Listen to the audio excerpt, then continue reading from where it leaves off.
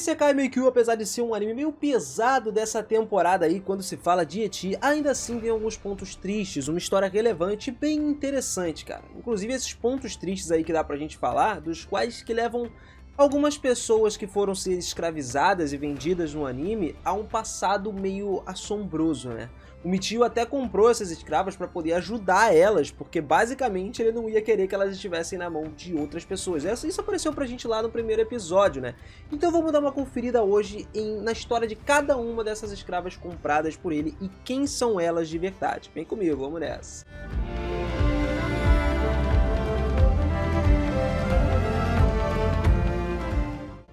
Fala, seus otakus, beleza? Eu sou o Miras e sejam muito bem-vindos a mais um vídeo aqui do canal. Galera, eu vou dizer pra vocês que mesmo o Michio, nosso protagonista querido, não teve um passado muito legal antes de ter sido reencarnado nesse mundo.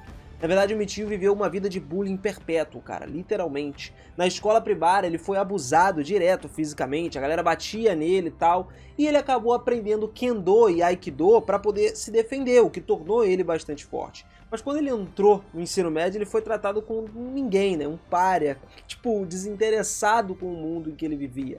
Ele simplesmente olhava para um site, então, quando ele estava em casa, de suicídio. Ele estava pensando em nem ficar mais nesse mundo, tadinho. O cara literalmente teve um problema sério durante toda a vida dele. Só que ainda assim ele não tinha a intenção real de se suicidar. Então apareceu um anúncio de um MMORPG de fantasia, né, na tela do computador dele que chamou a atenção do nosso prota. E ele clicou no anúncio, percorreu todo o processo que parecia ser a criação típica de personagens. Mas antes de poder escolher todas as suas configurações e estatísticas, ele teve que jogar um jogo semelhante a uma roleta na página que rotulava basicamente os pontos bônus que ele receberia para o personagem. Nas primeiras vezes ele recebeu algumas pontuações baixas, geralmente a gente botando 10 ou 20 de pontuação, mas como ele gostava de tentar obter o mais alto rank possível, ele jogou até receber a pontuação de 99. Utilizando seus pontos bônus, Michio consertou o seu próprio personagem, usou as configurações, e aí ele descobriu que ele conseguiria redefinir essas estatísticas do seu personagem, já que ele alcançou 99, né, de pontos de bônus. Então ele mudou todas essas estatísticas, ficou satisfeito e clicou no botão que concordava que estava pronto para jogar fora do seu mundo atual e viver num outro mundo. E assim foi aonde ele acabou começando lá no anime, onde a gente viu ele acordando de fato no mundo de fantasia estilo jogo MMORPG. Só que, galera, as escravas que ele comprou basicamente apareceram na própria abertura do anime. E nós tivemos um passado triste delas também, sofrido, até porque muitas delas nem eram escravas antes de elas se tornarem escravas, serem vendidas e tal. Rolou algumas desavenças aí na vida delas, algumas reviravoltas que fez isso tudo acontecer. A primeira de todas e que já foi apresentada pra gente no anime é a Roxane, que já apareceu de cara sendo vendida como uma escrava de fato e o próprio Michio queria comprar ela para não deixar outra pessoa comprar. Mas isso foi porque, quando ela era mais jovem, os seus pais acabaram morrendo, então ela foi acolhida pelos seus tios. Nas proximidades onde ela morava existiam formigas do NT, que eram demônios parecidos com formiga, que costumavam aparecer constantemente lá. Então ela e alguns amigos costumavam caçar esses demônios aí e coletar as picadas de venenos dele. Eles podiam simplesmente localizar a partir do cheiro esses demônios, isso porque tinham alguns certos lugares que eles se escondiam. Só que lá na vila os anciãos costumavam ficar com raiva disso. Se levassem as picadas para casa, eles costumavam matar todos os outros demônios da floresta com essas próprias picadas. Como eles eram algumas crianças apenas e não eram fortes o suficiente, a nossa própria Roxane, ela passava muitas horas fazendo isso. Mesmo que ela atacasse, eles não se moveriam nem um pouco, tá ligado? O lugar onde ela morava era cercado inclusive por golems não RM. Então esses golems, eles costumavam coletar as picadas de veneno dos caçadores de formiga NT e colocar em seguida dentro desses golems, que eram normalmente inofensivos para eles, né? Não podiam matar os golems, e sim as crianças. Se ela fosse descoberta primeiro, antes que disparassem 20 picadas diretos, ela simplesmente poderia atirar nas picadas quando se esquivava dos seus ataques. Isso porque a Roxane tem uma habilidade muito boa de esquiva, cara. Ela não toma dano, sacou? Ela simplesmente desvia de tudo. E depois que o monstro foi envenenado, ela continuaria a se esquivar de todos os seus ataques. Então ela meio que lutava assim, né? Ela pegava, botava a picada no monstro e ficava esquivando, até que basicamente ele ficava fraco e entrasse em colapso. Os seus ataques então eram completamente ineficazes, cara. Mas não só isso, como se os ataques do bicho acertassem ela, ela estava morta. Aqueles que não eram fortes o suficiente morriam enquanto tentavam fazer isso, por causa de ataques esfolantes que os bichos tacavam. Então a gente tinha dois caminhos, ou tu morria, ou você se esquivava, né? E a ideia ali era simplesmente se manter seguro. No entanto, tudo isso, todos esses monstros acabaram morrendo graças às picadas venenosas que ela recebeu das formigas NT. Ela costumava chamar outras crianças para brincar também. Roxane tinha uma infância normal até que ela foi repreendida e banida de brincar com essas outras crianças, outras pessoas. Ela ficou sozinha, porque não tinha outra criança do nível dela. Basicamente porque quando ela chamava para as crianças para brincar, dava ruim, né? Porque as crianças entravam no meio dessa brincadeira aí das formigas, acabavam morrendo. Ela também, né, meio doida. Mas em algum momento a sua própria beleza, ela foi ficando mais velha, né? A beleza como jovem, né, chamou a atenção de um outro cara, fazendo com que ele deixasse a sua própria noiva, que era Baradan, para ir atrás da Roxane, cara. Esse noivado aí se desmoronou quando ele largou seu casamento para poder ir ficar com a sua amada. 6 meses antes do início da história que isso aconteceu. Mesmo que a Roxane realmente não tivesse feito nada para isso acontecer, a mulher do Baradan, que culpou ela basicamente por tudo o que ela tinha feito, desafiou a Roxane por um duelo. Embora a Roxane fosse muito mais fraca e não conseguisse vencer a Baradan, ela foi capaz de evitar todos os ataques da mulher, porque ela tinha uma esquiva absurda, o que resultou num empate, mano. Frustrou até a mulher Baradan, que certificou-se de que a tia da Roxane não pudesse pagar pelos impostos da Roxane, o que levou ela a fazer o quê? Ser vendida como uma escrava, para poder proteger a Roxane daquela mulher vingativa. O seu tio fez o que então? Fez um acordo com o Alan, que é aquele cara que apareceu vendendo ela pro tio lá no anime, e disse que ela não podia ser vendida para nenhuma outra pessoa que seja um lobo. Porque se ela fosse vendida para essa família aí de lobos, né, basicamente era a família da mulher que queria acabar com ela. Então, sob o juramento do Alan, a Roxane aprendeu até a língua Brahmin. Basicamente, todo mundo que aprende a língua Brahmin, isso aí, né, que são todos esses escravos, tem uma demanda muito maior por emprego e tudo mais. A gente vai falar disso um pouco mais à frente. Mas foi aí, então, que ela foi vendida pro Mitio, logo depois, né, cara? O Mitio foi lá, encontrou ela e viu que só ela podia só ser vendida pra ele, sacou? Então ele resolveu comprar a Roxane. A segunda que nós temos foi a Cherry, que ainda não foi apresentada. Mas a Cherry originalmente morava com a sua família, com o seu avô como chefe da família. Durante esse tempo, eles inclusive eram bastante ricos, cara, capazes de pagar por livros, inclusive pelos quais famílias normais não conseguiam pagar, eram incapazes disso. Mas as coisas mudaram, tipo da água pro vinho, quando o pai dela assumiu depois da morte do avô. Cara, o pai dela, o problema é que ele não tinha o talento para poder governar a família e ele provocou a queda dessa mesma família. Como seu pai não era muito inteligente, o seu irmão mais velho era confiado com a renda da casa para eles ali, né? Então assim, um dia o irmão mais velho da Cherry foi ferido em um labirinto porque ele tinha que ir caçar e tal, e a própria família acabou se endividando para poder comprar os remédios para curar o irmão dela por causa da lesão. Em vez de deixar a dívida crescer e arruinar a sua família inteira, a Cherry então se auto-ofereceu para se vender. Ela falou, cara, me vende como escravo, que vocês vão ter dinheiro, só que eu acho que a família ainda ia acabar do mesmo jeito, né? Se o pai não soubesse gerir o negócio direito. Isso porque o seu irmão mais novo e a sua irmã mais nova ainda eram muito pequenos, então eles não podiam ser vendidos. E o irmão mais velho, era o que apoiava a família, também não podia ser vendido, porque ele era basicamente a cabeça dali, né? Que ia manter a família sã. Então ela se auto-vender seria a melhor opção para eles. Para ela também era uma boa opção nesse caso, já que ela não tinha conseguido se tornar um mestre Smith ou então uma donzela do santuário, que era o que ela almejava para a vida dela. Ela também poderia aprender o Brahmin, que a gente falou, porque se ela se tornasse uma escrava, ou qualquer uma que se tornasse uma escrava, na maioria das vezes aprendia isso, porque as pessoas que compravam escravos falavam Brahmin. Ou seja, nesse mundo, se você pode falar o Brahmin, você pode conseguir uma variedade de empregos. Para Cherry, a chance de aprender o Brahmin depois de se tornar um escravo foi uma coisa benéfica, era uma coisa vantajosa para ela. Como ela era de uma família de anãos, né, ela era uma anã, ela tem inatamente uma grande força. A Cherry também era bastante inteligente e sempre se pegava ali questionando as habilidades do Mitio. Ela também era uma pessoa que aprendia bastante sobre várias coisas, muitas vezes que se informava com o Mitio sobre pontos fortes e fracos dos seus inimigos nos labirintos, bem como também tinha os seus efeitos de cartas de monstros que eles foram conseguindo ao longo do caminho. A Cherry, a gente pode dizer que ela é uma habilidosa em questão de raciocínio dedutivo e negociação, o que mostra sua proeza muito braba, né, observacional e abrangente pra gente. Além dela ter uma experiência no uso de lanças e martelos, porque ela já tentou ser uma caçadora. A Cherry conheceu o Mitio pela primeira vez na casa do Alan, aonde justamente ele comprou a Roxane. E em determinado ponto, ela viu que o Mitio era um bom mestre por causa do quão bem ele tratava a Roxane. Ela viu que ele cuidava bem diferente dos seus escravos que comprava e acabou também se tornando parte desse grupo aí e se auto-vendendo para ele.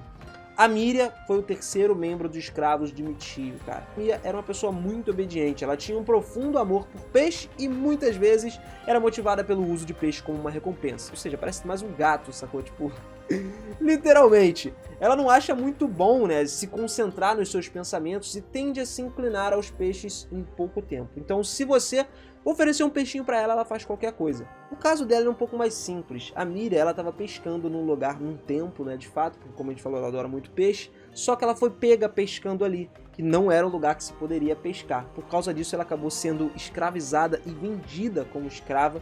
E depois da sua consulta na sua aldeia, a Miria estava numa casa de escravos esperando para ser comprada por alguém. E foi lá que o Mitio encontrou ela. Ela foi comprada porque o Mitio sentiu ali que conseguia ler bem o clima deles dois. Ele achava que, tipo assim, os dois iam se dar muito bem e ela iria se dar bem também com as outras escravas que ele já tinha comprado. A Miria tem uma boa visão, que permite a ela ver no escuro e que perceba a leve, quase invisível descoloração de certos demônios quando eles estão afetados por um status negativo. E isso é vantajoso para saber o que seria um demônio ou não. Sem surpresa, cozinhar peixe é a especialidade dela também em casa. E a Miria também é bem habilidosa no uso de lanças, espadas de duas mãos e até uma espada seguida de um escudo na outra mão, né? Ela basicamente é pau pra toda obra, luta com qualquer tipo de arma. A próxima aqui é a Vesta, cara. A Vesta é a que tem uma personalidade um pouco mais tímida delas, sempre pedindo permissão aos outros para fazer as coisas, porque ela tem medo de ser repreendida por fazer. Isso por causa do passado dela, tá? Esse é literalmente um resto de ser escravo do seu nascimento. Ela começou e se tornou mais confiante depois que ela alcançou o emprego de Cavaleiro Dragão, junto com o Mitio, né, que ela sempre admirou alcançar.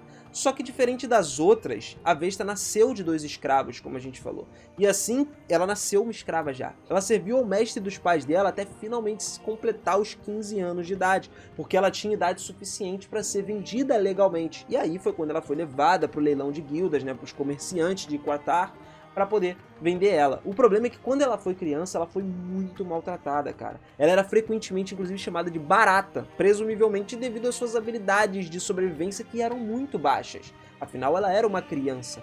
Mas depois de adulta, como um dragão, a Vesta possuiu uma maior quantidade de força física do seu grupo. Ela se tornou literalmente a mais forte do grupo de Mitio. E também possuía a capacidade de respirar uma pequena chama comum entre as pessoas da própria tribo dela. Era um dragão, né, basicamente.